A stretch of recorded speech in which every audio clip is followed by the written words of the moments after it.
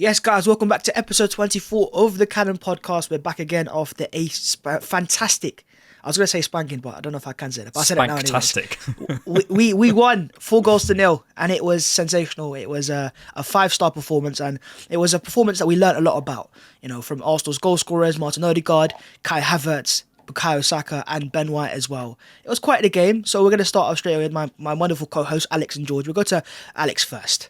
Alex, talk to me about that game. What did you learn from that game, and who's your stand-up players? I think it's interesting. I don't know about how you guys think about the game, so I always come away with like a kind of a headline. And I felt my headline certainly was that I felt as though it was a really dominant attacking performance. I felt as though we were really good in the final third. And then I came away and looked at the stats, and apparently it was our worst numbers in terms of getting to the final third. So, there's always more information to be had and to change your thinking, right? And I think the interesting part to me then is maybe that tells a story of a clinical game. I think that was it. We created, I think, something like 2 XG from open play, and the rest from the 2 penalties, and we scored 2 goals. And I think we were really, really clinical. I was pleased with the way we adapted to Bournemouth as well. They were really brave. They had the sort of, I think it was like 6 sort of, you might call it like it was like a sort of almost like a reverse hexagon shape, I was trying to call it, trying to block off our 8s, and we adapted to go around it. I thought David Raya did really well, being the sort of third man in the first phase, when we normally have a sort of central centre-back, which is important to release players further up the pitch. So yeah, I think overall, really, really good performance. I was pleased with Ben White getting his goal. I think it's interesting. It depends who you talk to. I think some people are having a bit of a referendum on Ben White, and some people seem more happy with him. But I've been okay with him this season so far. I think he had a good game. But yeah, I don't know.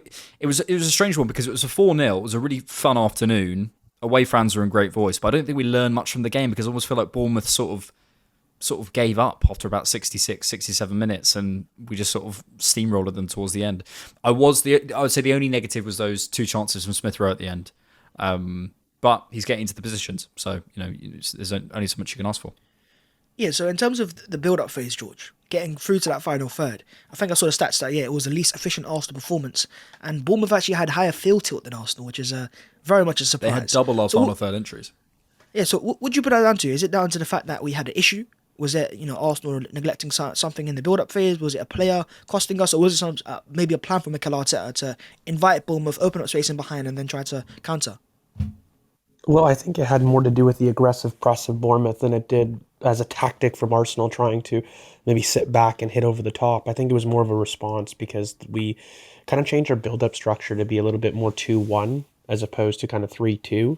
And I think the result meant that, there was a lot more commitment from Bournemouth's midfielders to meet us out wide. And I think we struggled to get more fullback involvement than we normally do. And it kind of led to Martin Odegaard dropping deep a lot of times, trying to fill in for positions. And I think the result that ended up happening was that Arsenal ended up having a lot better control of the middle third, but sacrificed their deeper third. And what ended up happening is I think that we had more isolated 1v1s because Bournemouth would commit so many bodies forward. And so when we did break through and there was a transition that happened, it was getting our players in kind of key 1v1 battles. But the thing was, I don't think we ever had to get out of second gear. And I think in this game, we were just facing a team of such poor quality, but I did not love the control that we had during the game generally. So I think it was a great day. I think it was a great performance on individuals. But I think if you're analyzing the team performance as a whole, I'd like us to be a little bit more compact, and I'd like us to keep restricting the opposition to very poor chances, something that we didn't quite do. And I think we even released quite a bit of corners. I did a little special video before on set piece routines. I've been looking at them quite consistently, and we actually have been the best team in the league for not just goals scored, but also set pieces conceded. And I think a big thing was there was something like 4 corners in this game, which is not usual of Arsenal. So we definitely defensively allowed a lot more openings than we needed to. But I did think that was a lot more to do with maybe Billings' over-adventure and kind of the Bournemouth midfield willing to commit more bodies. And I think Arsenal just said, okay, if you're going to do that, then we will play through you. And I think that was successful. but it just resulted in less field tilt, less box entries as well. Yeah, so in terms of one of our standout performers of the day, I'd say Martin Odegaard was the man of the match, despite Kai Havertz getting it. And I think he was standout in terms of a goal and assist and, 2 massive chances created as well. Almost back to his best, Alex. So what do you think the change was in his role? Was it more that he was allowed to drop a little bit deeper, dictate the play? Or was it just more of it was an Odegaard masterclass and, he's been playing in the same role all season? Yeah, both. I think he had a really, really good game. We spoke about him recently, I think, on the Cannon, and we said, I was saying I want him to show a bit more freedom, or sort of not necessarily go against the game plan, but almost pick up the game a little bit more and say, actually, I don't need to stand in the right place at all times. I can maybe go off script a little bit and to do things that people aren't necessarily expecting. Because I felt at times he's a bit of a teacher's pet, and I meant that more from an attacking perspective. And actually, this was much more in a sort of building play perspective. I felt he sort of almost lost the discipline a little bit and gained the freedom. And I don't know how much of that is instruction, but I loved it. I loved how he dropped back. It meant that Zinchenko was a bit freer further up the pitch, which allowed us to transition and travel. I was really pleased with it. And I think one of the things that maybe gets not underrated about Odegaard, but I think people see him as a sort of a sort of bit of a quiet captain, or not the sort of typical captain. Firstly, I don't think that really exists anymore, and secondly, what I love is actually when you see the sort of decisions being made, especially the small stuff. Odegaard is really in there on the referee. He's in constant dialogue with the referee. There was a moment where we probably should have won a corner, and he slammed the floor. Like, you can see this guy's like really into it, and maybe he's not shouting and screaming and saying "I'll see you out there" kind of stuff, but he's still gonna. What's that meant to be? Ricky, but if it wasn't, It's very American. Thank you. Joaquin is American. I was pleased with that sort of side of his game as well, because I think on the sort of off-field side of things, people don't necessarily see him in that way. Maybe on-field, but sort of off outside of the football. And I think I was pleased with that performance, side of his performance as well. And I think the freedom, being able to drop deeper, linking. I think we might be able to find some nice dynamics with our 2-8s, with Havertz maybe staying a little bit higher, and Odegaard dropping a little bit, which is maybe not what people saw at the beginning of the season, maybe not what expected. I don't quite know. I still think Odegaard can change sides, but I'm pleased with the dynamics that we have at the minute, and I think we're finding a nice blend with our 8s, and I think with Odegaard dropping a little bit deeper and also working really hard, because let's be clear, to be able to drop and pick up the ball or be part of the 3-2 or 2-1, whatever you want to call it, and then be up at the other end of the pitch. That takes a lot of stamina. Credit to him. Yeah, I think another player that deserves a bit more praise, especially recently defensively, is Alexander Zinchenko. You can see that he's really improving in this game as well. I think he had 4 tackles as well, 2 interceptions, and very decent defensive numbers. And I think George said it earlier in the week as well, that you can see improvements. And I think in this game, one thing that stood out to me was how much you could hear Arteta coaching Zinchenko through the game, telling him where to be, what to do. And it was very vocal. So in terms of Zinchenko's improvement, do you think he's now getting to the stage where he is slightly more reliable defensively? I think it's definitely an improvement. That's kind of why I noticed it earlier in the week. But just generally speaking, I think he's a lot quicker to his markers. And I was talking about this before. I think last season when he was isolated 1v1s, he was a little bit more square in his approach defensively. I find him more on the half space. And then when he does commit himself to his marker, he's not as aggressive. I think before there was times where he would almost take himself out of situations by just sheer aggressiveness in how he got to his marker. And he was very flat in how he approached his tackling technique. I find him a little bit more on the half turn almost in terms of how he's able to do it now. And I think he's still maintaining that kind of zip to his markers, but he's not overcommitting himself. He's not leaving himself flat-footed where he can't turn. So then if he does lose a duel, he's almost in the same angle to then use his momentum to then get back. He's never going to be the most athletic defending wide spaces. So a lot of his defending comes from his in-game intelligence to when to meet a marker, when to stop the ball from really progressing or allowing his opposition to get going, because once they do, he kind of leaves that to Gabriel. And I think that that intelligence about when to jump has been something that he's married a lot better this season. And I think also he's done really well aerially as well in terms of balls over the top and into the channels. I think he's always been a pretty decent aerial defender. But I do think that he's judged the distances a lot better this season. And I think even in his tackling technique, it's specifically how he goes into duels has been a little bit more different.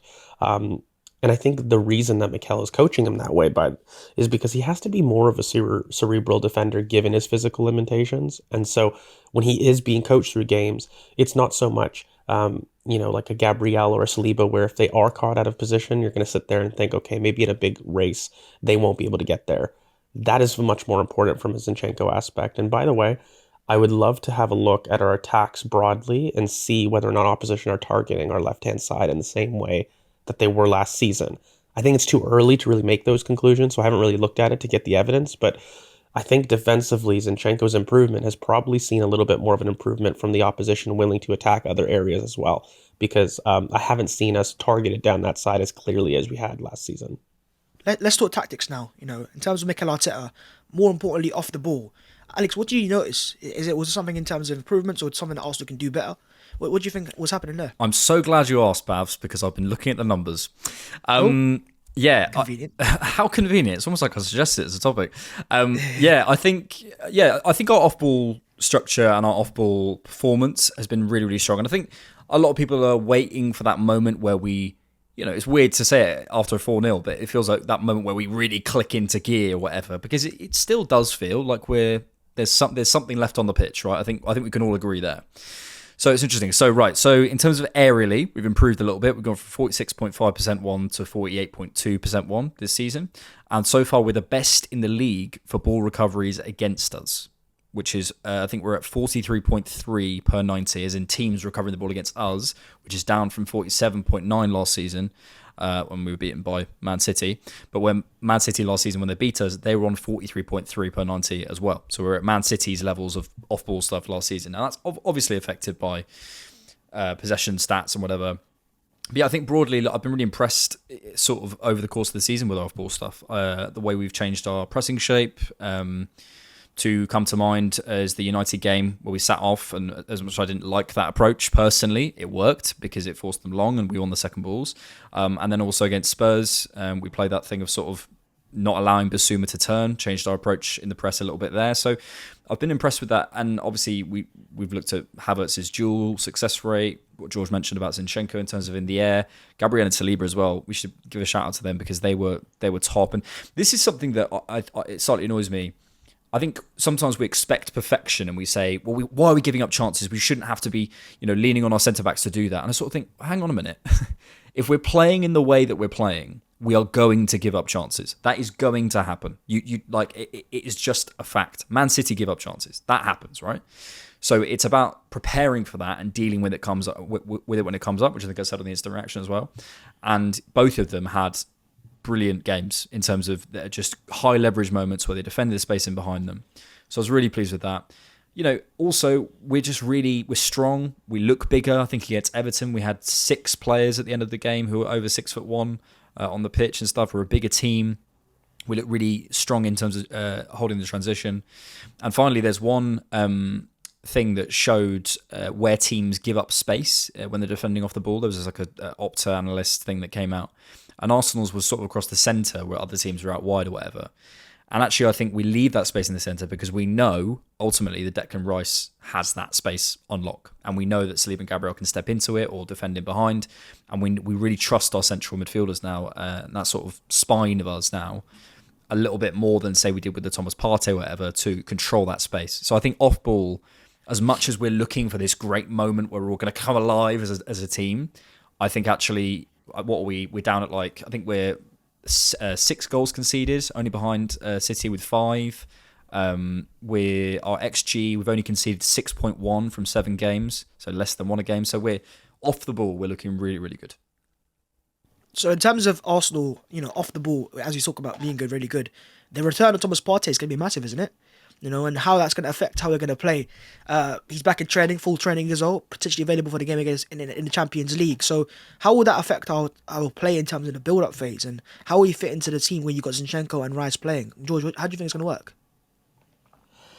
It's a question because I think you're starting to add players that are going to become redundant in particular zones. I mean, look, if you've got Thomas Partey playing along with Declan Rice, how is Alexander Zinchenko going to fill in to the left of the pivot there effectively? And if doing so, if you're going to push Declan Rice higher, are you telling me then he has to become the Kai Havertz in terms of stretching center backs and opening up space between the center back and the full back in those higher zones? Because that's what people are asking, and a lot of people like his carrying and think of him as a box to box. But one thing that people never talk about is Declan Rice good enough in tight spaces to and have that cuteness of pass between the lines that he could slip in reverse balls when he's faced with a low block? Can he do those things? Probably. He's a very good player. He absolutely has qualities to do it, but are you using his best qualities there? And then lastly, are you using Declan Rice more as a pressing agent? We saw him higher up in previous games, but really the Community Shield was really the best way that we saw him in that role where he was more doing a lot of the stuff that maybe Martin Odegaard would have done in the press. And he isolated kind of the entry pass into Rodri, right? So I think it's a very specific game that we would maybe need both Rice and Partey, again for the big games, again for those big, or even transition games. Like I look at your Bournemouth would have been a fun game to have him in, because I think that we needed somebody with a little bit more willingness to receive in that press and turn inside the block. So what do I mean by that? There are many times, bingo, where the opposition kind of likes to produce this almost hexagon shape to block players off from entering in centrally. And Rice has done a really good job about moving players through blindside runs, through coming with wall passes. But one thing that Thomas Partey definitely excels at is that half-turn receive and play through the lines. And I think that if you were to have both, Martin Odegaard and Zinchenko for me are two players that are maybe your high-touch orchestrators. And there's going to have to come a point where if you're going to include Declan Rice, you're going to include Thomas Partey, you're going to include Martin Odegaard for sure, and you still want another 8 in there, it becomes very difficult for you to fit all these players centrally and not have redundancy.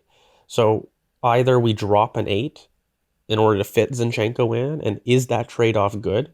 Is that trade-off something that you're willing to sacrifice? Or do you divert responsibility to allow somebody like Martin Odegaard to take up more of those second phase responsibilities and touches? Because that's something that I think could work really well, and you have a more maybe traditional pivot in a sense. Those are all options. I just don't think that we're going to see a midfield that's going to be dead set, black and white, consistently starting every game. I mean, have we had more than 3 games where we've had a consistent midfield?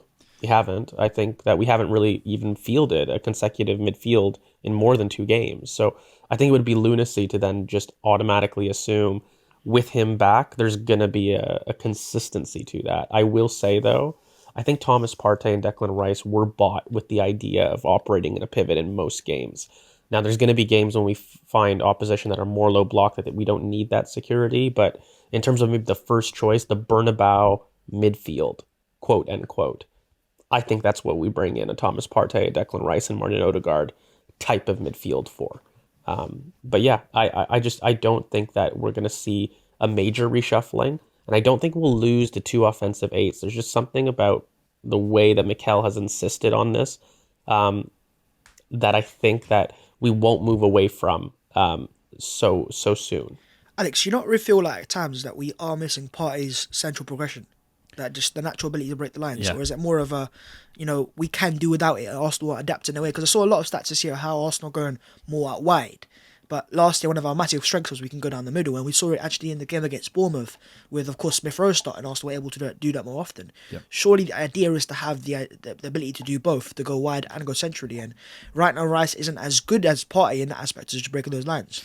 You read my mind, Bhavs. Yeah, I'm on the FBref progressive passes stuff. Arsenal don't have a player in the top 15. Wow.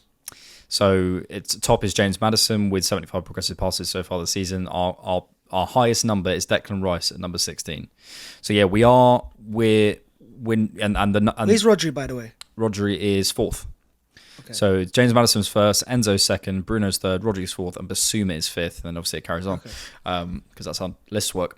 But yeah, I think there's a certain level of progression that we do miss from Partey. Again, look, there's reasons for that, and we're second or equal second in the league, so I'm not massively worried about it. But I I do think having that option and having that level of progression, which Thomas Partey can bring us, which we all know, that sort of telegraph ball out to Saka, the balls into Odegaard, whatever. I think having that in there just gets us forward a little bit quicker and gives us a different way of progressing the ball. Because again, progressive passes isn't the only way to progress a ball. We've got people who are high numbers in progressive carries. Bukayo Saka, I think, is second in the league. So it's different ways of getting up the pitch, and we're going long a bit more, whatever. But to have that in our arsenal, I think I make that joke every episode. To have that in our arsenal is important. Okay, well, what do you think is going wrong for Rice then in that aspect, George? Is it like a distraction? Or is it his ability? Is it comfort? Because, he can progress the ball. We see progressive carries. We saw it against Bournemouth where he can just drive with the ball and take us up the pitch. But that ability to just break the lines and find that pass of Odegaard or Havertz in between the lines, why is Rice not choosing to doing that as much as possible? I don't know if it's as much as Rice not doing it as much as our eights being brave enough to receive in those spaces in turn. Because Declan Rice has been brilliant at finding reverse and disguise passes centrally. Like, I don't think it's an ability standpoint. But the one thing that I would say that is different, for example, you're talking about the telegraph pass out to the right. Why is that happening? Well, Martin Odegaard is the highest midfielder on the right-hand side. So if you don't have somebody that's deeper that can receive centrally and you've now got him higher up the pitch, then that telegraph pass becomes telegraph because there's no one deeper behind to receive on the inside. Whereas last season, there was always two options. Martin Odegaard is higher. So I think there's one thing about making our eights receive and have the bravery to turn on that line that they don't have, and that's a valid critique for me. I think just accessing the center of the pitch. Take Martin Odegaard, for example, and he is he is a great case study as to what went wrong maybe this season centrally versus last season. Look at how many passes he gets into zone 14. If you actually look at his entire numbers right now and look at all of his actions that have entry into zone 14, it's very, very minimal. And even the ones that he does have are passes out wide out of that zone. And so if we need to access the pitch a little bit center, should we be putting him in zones that allow him to receive centrally? Or do we keep having him as the highest midfielder out wide? And is that something that's benefiting him? Is asking him to be the person to take all the shots in the front line something that we should be doing? Or should we be asking him to go a little bit deeper to have a little bit more second phase responsibilities? And then you get more performances like Bournemouth from him, in my opinion. And so that can be a bigger question. What role do you want him to do? But I think that's very, very key if you're going to ask yourself, why aren't we progressing through the center of the pitch this season? Because the roles are different. And then, of course, you've got the Kai Havertz conundrum of it all, what is he doing in possession? Not out of possession. We're not trying to say he's a horrible player, but what is he doing in possession for the team in those second phase responsibilities? Because if Martin is higher, then that second eight has a much higher responsibility in deep buildup. And then that's where the critique comes, because we've all know there's no hiding behind it. I don't think he's been authoritative in those moments. I don't think he's been able to, on the half term, find people. So that is where the question marks come in from, because if you're not going to have an eight that's doing that, and then your other eight, who is very good at it, is operating higher up the pitch and taking all the shots, then you're going to be questioning, how do we access the center? And that's why you get more of those U-shape, the wider box entries, the wingers staying out wide. Now, it's effective. The one thing I will say, for all this talk about wide build-up, Arsenal are still the second most efficient team about entering the box. But just the context behind that is entering the box is not just it, because if you enter the box but don't have good shot locations, then what's the point? That would be something that I would ask as a coach. If you're entering the box at will, but those shots are coming from really poor locations, then as an attacking coach, I would sit there and I would be like, oh, Tucker's Guru, can you help me out here? I need some more invention. I do think that we can do a little bit better about some roles in terms of who we're asking to do what, so that we can access the center a bit more. Doesn't have to be an Emile Smith-Rowe with that central running power. Just needed that for bingo. But you do need to ask yourself whether or not the midfield roles are allowing us to go through teams as much as they were last season. With that being said, though, maybe you go to the forward line. Maybe the return of Jesus more to the centre forward area could help that as well. And I think not just that, but also getting Bukayo more centrally as well. We keep talking about it. and having him come inside to the half space is another thing. But talking of Bukayo Saka, went off injured in this game again. I'm not sure if he actually is injured because he was going off injured, but seems to turn. He's up for the back in next game. training. Yeah, he's not injured then, is he? But there is rumours going about that Arsenal looking for a new wide forward in January, along with a striker potentially and maybe a midfielder. But the forward that's come up here that I think everyone's talking about now is Wolves' Pedro Neto, who has made a tremendous start to the season, is able to play on the left and right hand side, is a very good forward, and I think Alex has been very excited about this, so I want you to take it away. What do you think of Pedro Neto at Arsenal, and would it make sense to sign him in January? Thanks for checking out the Cannon Podcast. To hear the full episode, sign up as a YouTube member on this channel or go to patreon.com/thecannonpod.